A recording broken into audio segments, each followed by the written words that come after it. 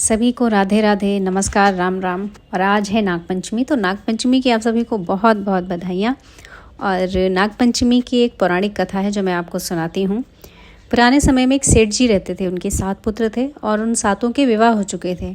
सबसे छोटे पुत्र की जो पत्नी थी वो बहुत ही चरित्रवान थी और सुशील थी, लेकिन उसके कोई भाई नहीं था। एक दिन बड़ी बहू ने घर लीपने की पीली मिट्टी लाने के लिए सभी बहुओं को साथ चलने को कहा, तो सभी खुरपी और थलियाँ लेकर चलने लगी। तभी वहाँ एक सर्प निकला जिसे बड़ी बहू खुरपी से मारने लगी। ये देखकर छोटी बहू ने उसे रोकते हुए कहा, मत मारो इसे, ये बेचारा तो निरपराध है। ये सुनकर बड़ी बहू ने उसे नहीं मारा। तब सर्प एक ओर जा बैठा। तब छोटी बहू ने उससे कहा कि हम अभी लौट कर आती हैं, तुम यहाँ से जाना मत। ये कहकर वह सबके साथ मिट्टी लेने चली गई और फिर कामकाज में फंसकर भूल गई सर्प के पास जाना। उसे दूसरे दिन जब वो बात याद आई तो वो सबको साथ लेकर वहीं पहुंची जहां पर उसने सर्प को छोड़ा था, और वहीं सर्प को देखकर बोली, भैया सर्प नमस्कार, और तुम यहाँ पर मेरा इंतज़ार करते रहे लेकिन मैं आना ही भूल गई। सांप ने कहा, तूने मुझे भैया कहा है इसलिए मैं तुझे नहीं डस रहा, नहीं तो मैं तुझे अभी डस लेता। अच्छा चल, तू आज से मेरी बहन हुई और मैं तेरा भाई हुआ, तुझे जो भी मांगना है वो मांग ले। वो बोली, भैया मेरा कोई भाई नहीं है, अच्छा हुआ जो तू मेरा भाई बन गया। कुछ दिन बीतने पर वो सर्प मनुष्य का रूप रखकर उसके घर आया और बोला कि मेरी बहन को भेज दो। सबने कहा कि इसके तो कोई भाई नहीं था। तो वह बोला, मैं दूर के रिश्ते में इसका भाई हूँ, बचपन में ही बाहर चला गया था। उसको विश्वास दिलाने के लिए घर के लोगों ने छोटी को उसके साथ भेज दिया। उसने मार्ग में बताया कि मैं वही सर्प हूँ, इसलिए तू डरना नहीं और जहाँ चलने में कठिनाई हो वहाँ मेरी पूँछ पकड़ लेना। उसने कहे अनुसार ही किया और इस प्रकार वह उसके घर पहुँच गई। वहाँ के धन संपत्ति और ऐश्वर्य को देखकर वह हैरान रह गई। एक दिन सर्प की माता ने उससे कहा, मैं काम से बाहर जा रही हूँ तो अपने भाई को ठंडा दूध पिला देना। उसे यह बात याद न रही और उसने सर्प को गर्म दूध पिला दिया, जिसमें उसका मुख बड़ी बुरी तरह से जल गया। ये देखकर सर्प की माता बहुत क्रोधित हुई, परंतु सर्प के समझाने पर शांत हो गई। तब सर्प ने कहा कि बहन को अब उसके घर भेज देना चाहिए। तब सर्प और उसके पिता ने उसे बहुत सा सोना, चांदी, जवाहरात, वस्त्र, आभूषण आदि देकर उसके घर पहुंचा दिया।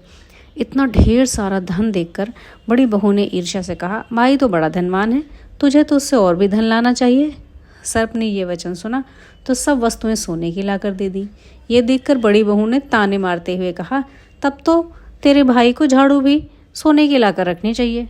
अब सर्प ने सोने की झाड़ू भी दे दी। अब बड़ी बहू का मुंह बंद हो गया। सर्प ने छोटी बहू को हीरो मणियों का एक अद्भुत हार दिया था। उसकी प्रशंसा उस देश की रानी ने भी सुनी और वो राजा से बोली कि सेठ की बहू का हार यहाँ आना चाहिए। राजा ने मंत्री को हुक्म दिया कि उससे वो हार लेकर शीघ्र उपस्थित हो। मंत्री ने सेठ जी से कहकर कहा कि महारानी जी छोटी बहू का हार पहनेंगी, वह उसे लेकर मुझे दे दो। सेठ जी ने डर के कारण छोटी बहू से हार मांग कर दे दिया। छोटी बहू को यह बात बहुत बुरी लगी।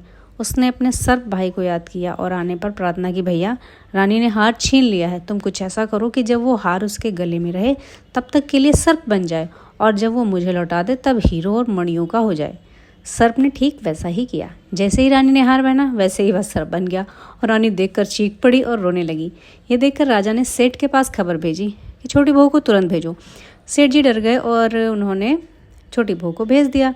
राजा ने छोटी बहू से पूछा, तुमने क्या जादू किया है, मैं तुझे दंड दूंगा। छोटी बहू बोली, राजन मेरी गलती क्षमा कीजिए, यह हार ही ऐसा है कि मेरे गले में हीरे और मणियों का रहता है और दूसरे गले में सर्प बन जाता है।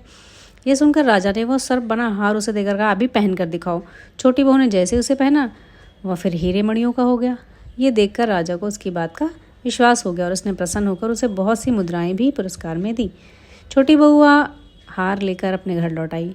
उसके धन को देखकर बड़ी बहू ने ईर्ष्या के कारण उसके पति को सिखाया कि छोटी बहू के पास कहीं से धन आया है। ये सुनकर उसके पति ने अपनी पत्नी को बुलाकर कहा, ठीक ठीक बता कि यह धन तुझे कौन देता है। तब वह सर्प को याद करने लगी। तब उसी समय सर्प ने प्रकट होकर कहा, यदि कोई मेरी धर्म बहन के आचरण पर संदेह प्रकट करेगा तो मैं उसे खा जाऊंगा। ये सुनकर छोटी बहू का पति बहुत प्रसन्न हुआ और उसने सर्प देवता का बड़ा सत्कार किया।